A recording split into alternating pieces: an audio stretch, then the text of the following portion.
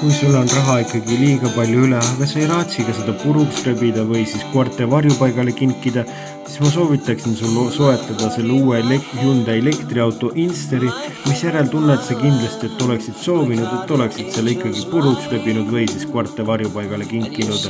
Tere tulemast taas kord kaasalema Naislukselu proovisõidu saatele, aga ma püüan kajastada seda autot ratsionaalselt, ikkagi täiesti objektiivselt. Selline see uus Instar siis ikkagi on. Kurat, ilgelt närvi jääb, kui selline nõudepesu masin keset liiklust ringi murrab. Okei, vabandust. Tegemist on tehtud Renault 5 ja Citroen C3 konkurendina, aga tema disain on ikkagi väga mänguline ja kohe me räägimegi sellest vähemalt.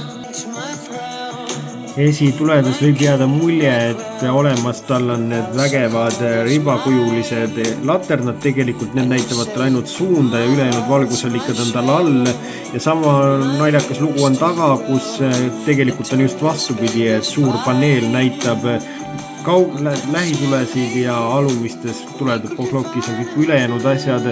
Olemas tal 15 olisid valuväljad kõiges baasvarustuses, kui paremas varustuses saab 17 olisid veelgi, palju värvitoone ja mitmevärvilist kere. Samuti on katusereelingud olemas, kuid vaid kõige paremas varustusastmes ja lisaks on tal tagaistujatel häbematult vähe jalaruumi ja pearuumi, kuigi selle eest on võimalik tagumisi istmeid manuaalselt reguleerida, aga seda jällegi mitte kõige kehvemas varustuses sa teha ei saa ja 238 liitrit on tal kõigest pagasiruumi mahtu.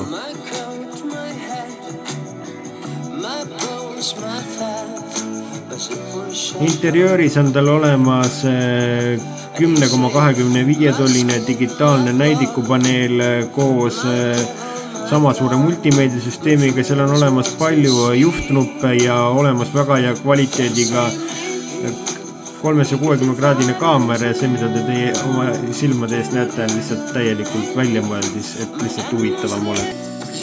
Mootoriruumist talle V8 mootorit ei saagi, seal on vaid elektrimootor ehk 42 kW-tunnine või 49 kW-tunnine elektrimootor, kas 97 või 115 hobujõudu nullissani jõuab ta 12 sekundiga ja võimalik on teda spetsiaalselt kiirlaadjast laadida rohkem täis kõigest 4,5 tunniga ja kui sa leiad mingi väga hea kiirlaadja, siis peaks saama poole tunniga juba mingit imet teostada. Kuid samas ikkagi läheb täiesti tavalisse kodupistikusse seda toppides aega 20 tundi, et midagigi juhtuks sinu elus. Hinnad algavad tal 25 999 eurost, ma ei tea, miks ei oleks juba võinud panna siis 26 000 eurot. Igal juhul selline on Hyundai Instar, mis on tõesti sama veider kui need videod, mida te just oma ees näinud olete. Selline on sellekordne Naislukselu proovisõit ja Instar ka paraku oli teie ees. Meie kohtume teiega juba nädala pärast seniks kohtumiseni liiga turvaliselt ja vaadake, et jumala eest endale seda autot ei soeta.